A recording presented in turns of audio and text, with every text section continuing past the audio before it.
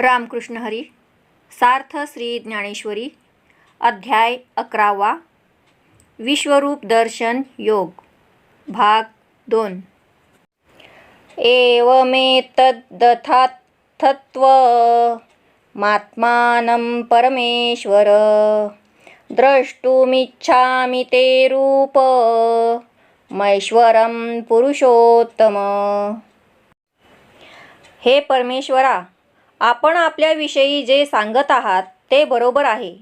तरी पण हे पुरुषोत्तमा, आपले ज्ञान, ऐश्वर्य, शक्ती, बलसंपन्न तेजोमय स्वरूप प्रत्यक्ष पाहण्याची मी इच्छा करत आहे. मग बोलिला तो किरीटी, म्हणे तुम्ही केली जे गोठी, तिया प्रतीतीची दिठी निवाली माझी. आता जयाचे निसंकल्पे, हे लोक परंपरा होय हारपे. जया ठाया ते आपण पे, मी ऐसे म्हणसी. ते मुद्दल रूप तुझे, जेथुनी ये द्विभुजे हन चतुर्भुजे. सूर कार्याचे निव्याजे, घेवो घेवो येसी. पै जलशयनाचिया अवगणिया, का मत्स्य कूर्मयिया मिरवणिया. खेळू सरलिया तू गुणिया, साठविसी जेथ. उपनिषदे जे गाती, योगिये हृदयी रिगोनी पाहाती. जया ते सनकादिक आहाती, पोटाळूनिया. ऐसे अगाध जे तुझे, विश्वरूप कानी ऐकिजे. ते देखावया चित्त माझे, उताविळ देवा. देवे फेडूनिया सांकड, लोभे पुसिली जरी चाड. तरी हेची एकी वाड, आरती जी मज. तुझे विश्वरूप आघवे, माझे दिठीसी गोचर होवावे. ऐशी थोर आस जीवे बांधोनी आहे. मग तो अर्जुन बोलू लागला, देवा, तुम्ही मागे ज्या गोष्टी सांगितल्या त्यांच्या अनुभवाने माझी दृष्टी समाधान पावली आहे. आता ज्याच्या संकल्पाने ही लोकांची परंपरा उत्पन्न होते आणि नाहीशी होते, आणि ज्या स्थानास तू मी असे म्हणतोस, जेथून ही 2 भुजांची अथवा 4 भुजांची रूपे देवाचे कार्य करण्याच्या निमित्ताने पुन्हा पुन्हा घेऊन येतोस, ते तुझे मूळ स्वरूप आहे. क्षीरसमुद्रातील शेषशयनाच्या आरंभापासून मत्स्य, कूर्म इत्यादी अवतार घेऊन सर्व अवतार कर्म पूर्ण झाल्यावर, हे श्रीकृष्णा, गारुडीप्रमाणे ज्या ठिकाणी तुम्ही पुन्हा जाता, उपनिषदे ज्याचे गुणवर्णन करतात, योगीजन हृदयात स्मरण करून एकाग्रतेने ज्याचे ध्यान करतात व सनकाधिक ज्याला प्रेमाने आलिंगन देऊन राहतात, असे जे तुझे अगाध आणि अलौकिक विश्वरूप आहे, ते आम्ही कानांनी ऐकले आहे. ते आता प्रत्यक्ष पाहण्याकरिता माझे चित्त उतावीळ झाले आहे. माझा संकोच दूर करून माझी इच्छा काय आहे, हे देवाने मला प्रेमाने विचारलेच आहे. तर मग मी असे सांगतो की हीच मला एक तीव्र इच्छा आहे. संपूर्ण विश्वात तूच एक भरलेला आहेस, हे प्रत्यक्षपणे माझ्या डोळ्यांना दिसावे, अशी माझी आंतरिक तीव्र इच्छा मी बाळगून आहे. मन्यसे यदि तच्छक्यं मया द्रष्टुमिति प्रभो, योगेश्वर ततो मे त्वं दर्शयात्मानमव्ययम्.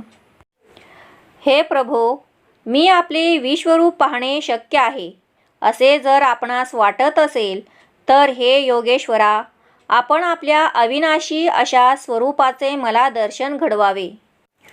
परी आणिक एक एथ शारंगी, तुझ विश्वरूपा ते देखावया लागी. पै योग्यता माझ्या अंगी, असे की नाही. हे आपले आपण मी नेणे, ते का नेणसी जरी देव म्हणे. तरी सरोगू काय जाणे, निदान रोगाचे.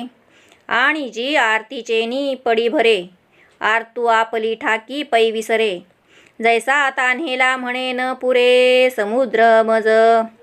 ऐसा सचाडपणाची भुली, न सांभाळवे समस्या आपुली. या लागी योग्यता जेवी माऊली, बाळकाची जाणे.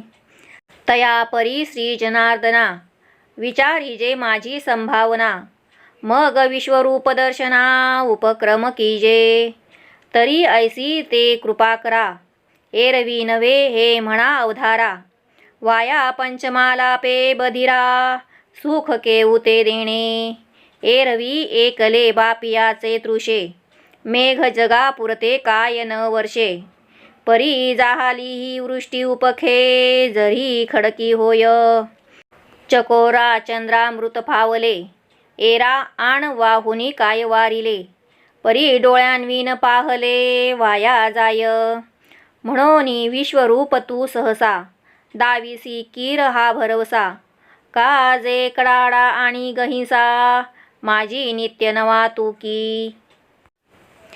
परंतु हे श्रीकृष्णा, तुला आणखीन एक गोष्ट अशी विचारायची आहे की तुझे विश्वरूप पाहण्याची माझ्या अंगी योग्यता आहे की नाही, हे माझे मला समजत नाही. हे का समजत नाही असे जर म्हणाल तर त्यावर माझे उत्तर आहे की रोगी माणसाला आपल्या रोगाचे कारण समजते काय. इच्छा वाढली म्हणजे उत्कंठा वाढलेला मनुष्य आपली योग्यता विसरून जातो. ज्याप्रमाणे अतिशय तहान लागलेल्या मनुष्यास मला समुद्रही पुरणार नाही असे वाटते, अशाच तीव्र इच्छेने मला भूल पडली आहे.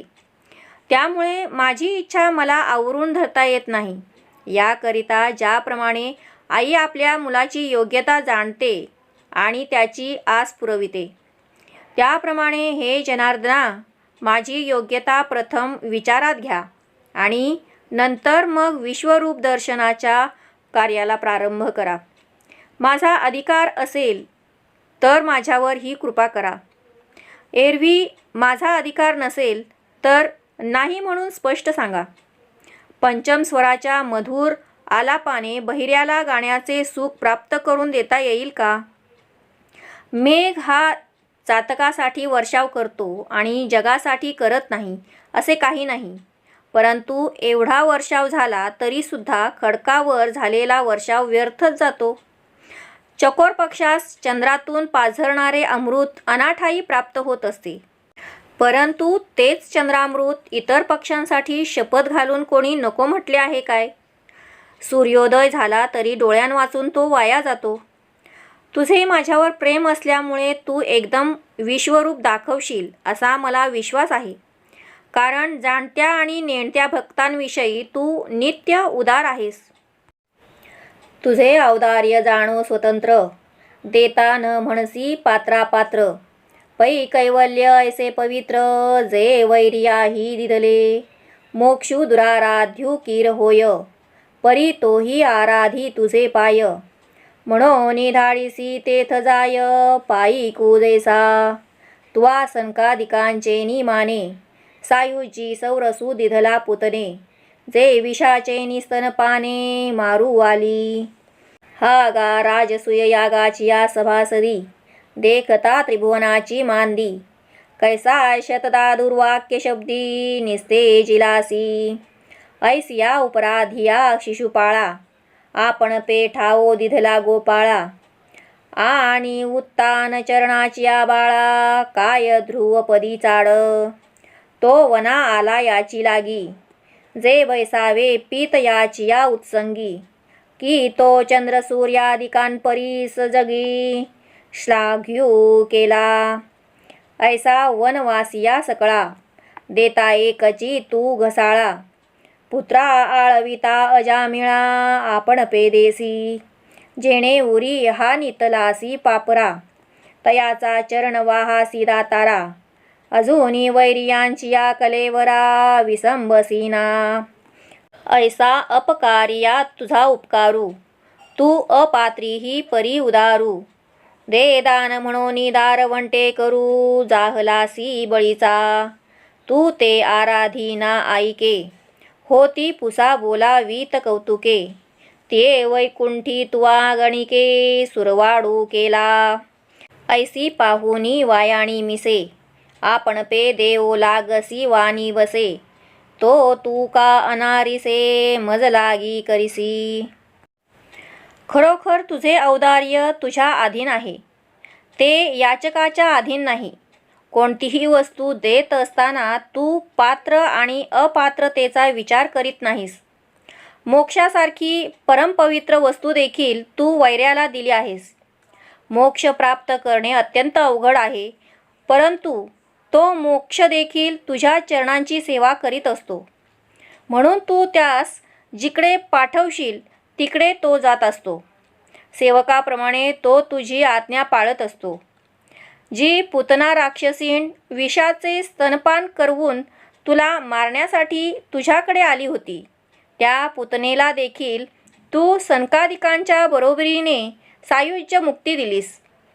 धर्मराजाच्या राजसूय यज्ञामध्ये अनेक देव, ऋषी, राजे जमले असता ज्याने आपणास दुर्वचन बोलून आपला अपमान केला, अशा अपराधी शिशुपालाला देखील हे श्रीकृष्णा तू मुक्ती दिलीस. उत्तानपाद राजाच्या मुलाला म्हणजे ध्रुवाला अढळपद प्राप्त करण्याविषयी इच्छा होती काय?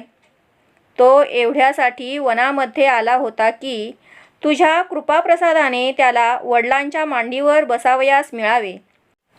परंतु त्याला तुम्ही सूर्यचंद्रादींच्या स्थानापेक्षाही श्रेष्ठ स्थानावर नेऊन बसविले. अशा प्रकारे दुःखी लोकांना उदारपणे आश्रय देणारे आपण एक आहात.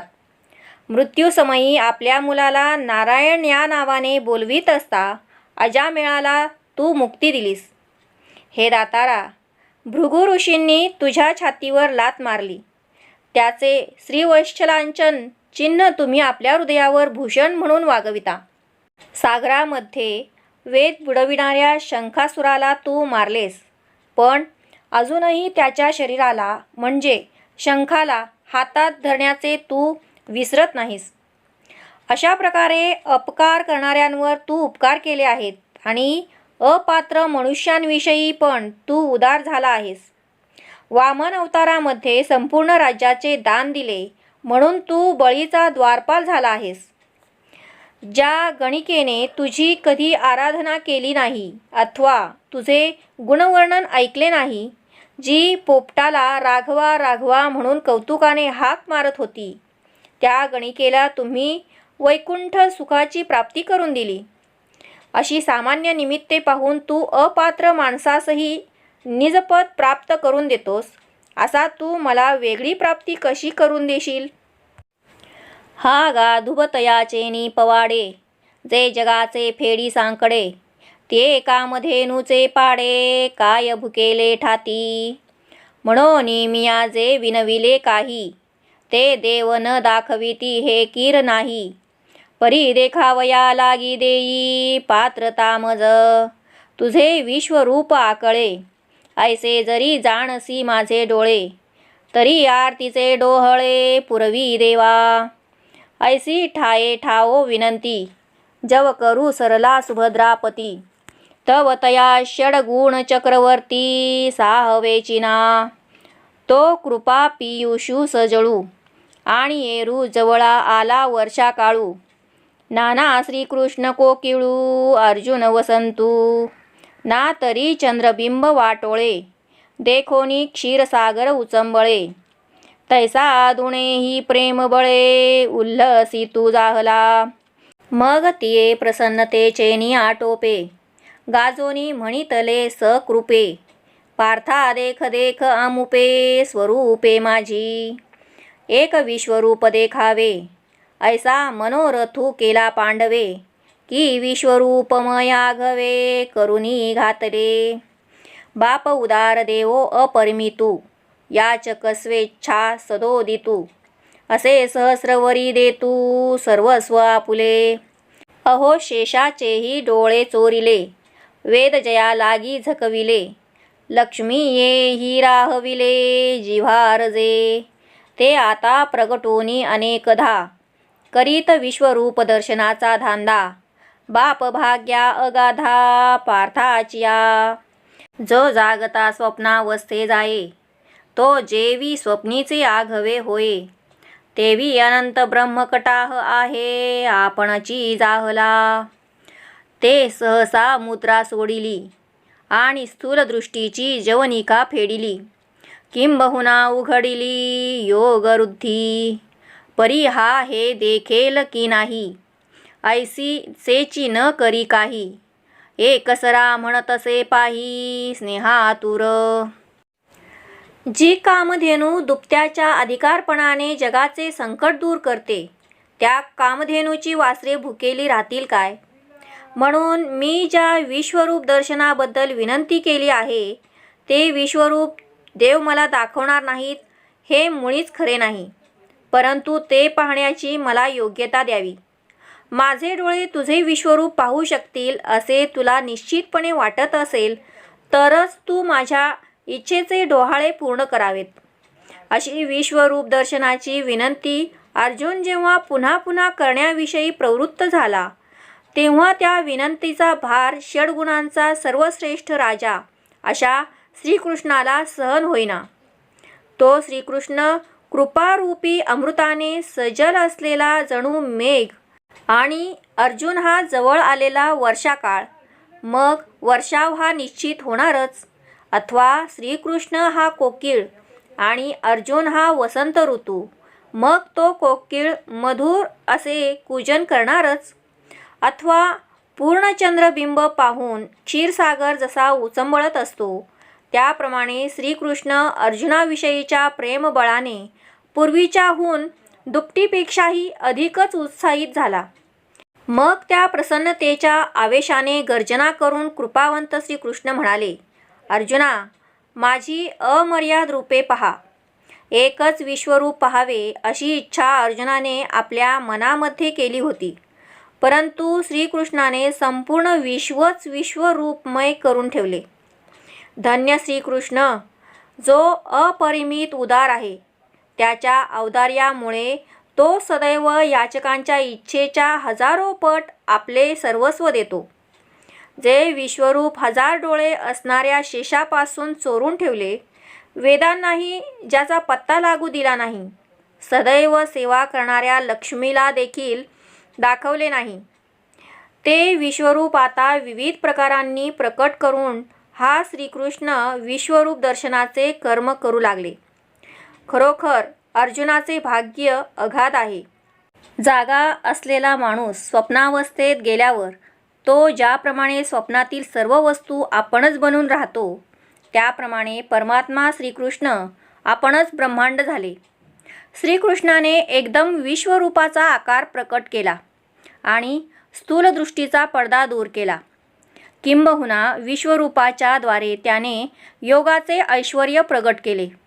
परंतु हा अर्जुन विश्वरूप पाहू शकेल अथवा नाही याची आठवणसुद्धा नाहीशी होऊन अर्जुनाच्या प्रेमामुळे उतावळे होऊन देव म्हणाले, अर्जुना, पहा पहा हे विश्वरूप.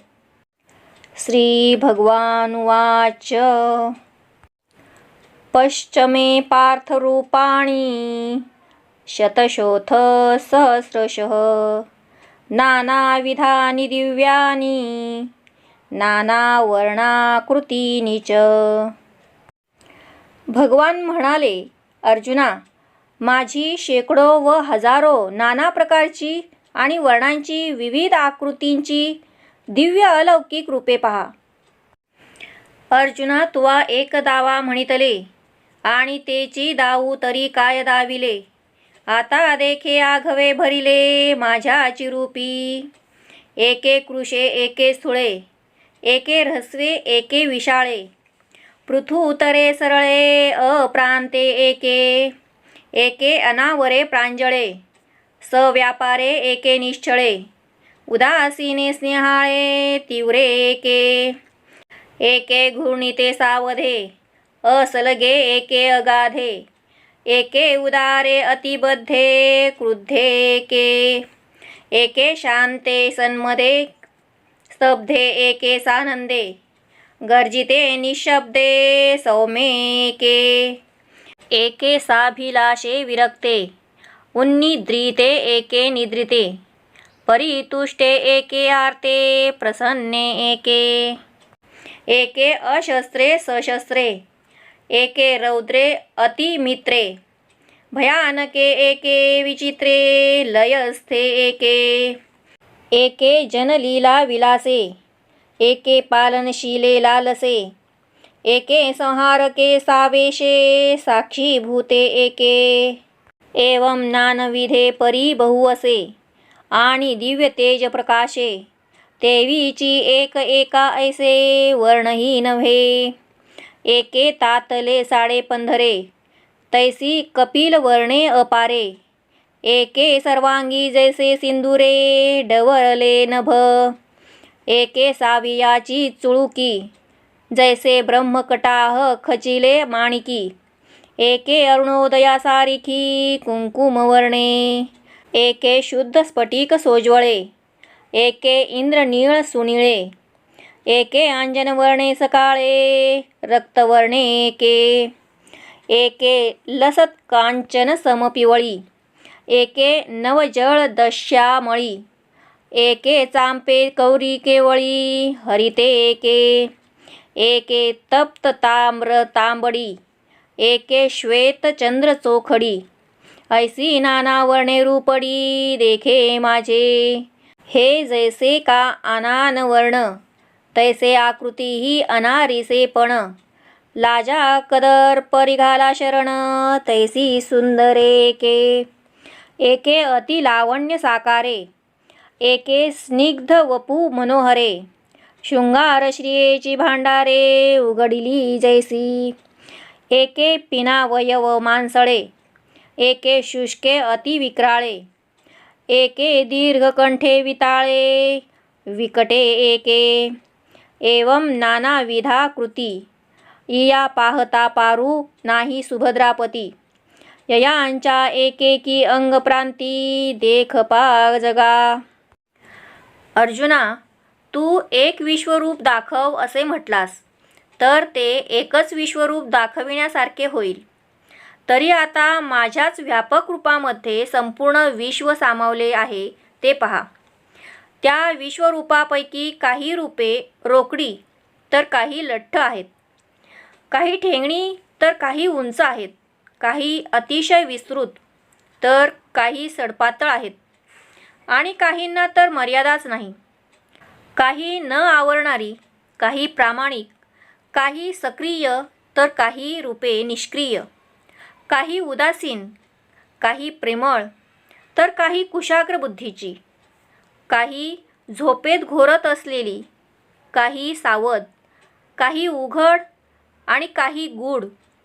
काही उदार तर काही अतिशय कृपण आणि काही रागावलेली आहेत. काही शांत सदाचरणी तर काही सदैव उन्मत्त. काही स्तब्ध, काही आनंदी, काही मोठ्याने गर्जना करणारे तर काही एक देखील शब्द न बोलणारे. काही आशा ठेवणारे तर काही विरक्त.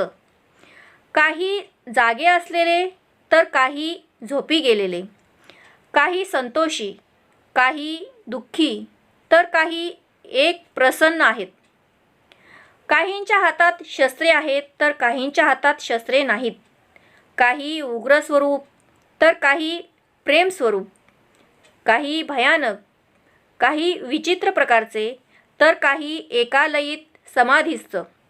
ब्रह्मदेवासारखी काही रूपे जगाच्या उत्पत्तीच्या लीला करणारी. काही सात्विक इच्छेने जगाचे पालन करणारी विष्णू समान रूपे. काही शंकरा समान संहार करणारी. काही साक्षीभूत. याप्रमाणे नाना प्रकारची पण विपुल आणि दिव्य तेजाने तळपणारी. एकासारखी दुसऱ्याचा वर्ण रंग नसलेली अशी रूपे होती. काही तावून काढलेल्या शुद्ध सोन्यासारखी. काही रूपे अमर्याद काळ्या रंगाची आणि कित्येक जणू काही आकाश शेंद्राने भरलेले आहे अशी शेंद्री रंगाची. रत्नांनी संपूर्ण ब्रह्मांड जडल्यामुळे जसे चमचम करत असावे तशा प्रकारची कित्येक रूपे सौंदर्याने चमचम करत होती. कित्येक रूपे अरुणोदयाप्रमाणे केशरी रंगाची होती. कित्येक रूपे शुद्ध स्फटिका समान होती. कित्येक इंद्रनील मण्याप्रमाणे गडद निळ्या रंगाची होती. कित्येक काजळाच्या पर्वताप्रमाणे काळी होती आणि कित्येक रूपे रक्ताप्रमाणे लाल रंगाची होती. कित्येक सोन्याप्रमाणे पिवळ्या धमक रंगाची होती. कित्येक जळाने भरलेल्या नूतन मेघाप्रमाणे श्यामवर्णाची होती. काही चाफ्याच्या फुलाप्रमाणे गोरी होती आणि काही हिरव्या रंगाची होती. काही तापलेल्या तांब्याप्रमाणे तांबडी होती, काही शुभ्र चंद्राप्रमाणे शुद्ध शीतल होती. श्रीकृष्ण म्हणाले, अर्जुना, अशी नाना रंगाची माझी रूपे आहेत. पहा, त्या रूपांचे रंग जसे भिन्न भिन्न होते तशा आकृत्याही भिन्न भिन्न होत्या. मदनाने देखील लज्जित होऊन शरण जावे अशी सुंदर रूपे होती. कित्येक लावण्याच्या देखील मर्यादा ओलांडणाऱ्या आकृत्या होत्या. काही रसभरीत शरीर असलेल्या मनोहर आकृत्या होत्या, तर काही शृंगाररूपी संपत्तीची जणू भांडारे उघडली आहेत अशा आकृत्या होत्या. काही पुष्ट अवयव असलेल्या मांसल आकृत्या होत्या, तर कित्येक वाळलेल्या, अतिशय भयंकर, काही उंचमान असलेल्या कुरूप अशा काही वेड्या वाकड्या आकृत्या होत्या. याप्रमाणे विविध प्रकारच्या आकृत्या होत्या. अर्जुना, त्या आकृत्या पाहू लागले तर त्यांना अंतपार नाही आणि एका एका अंगाच्या भागावर हे सर्व जग भरलेले आहे ते पहा.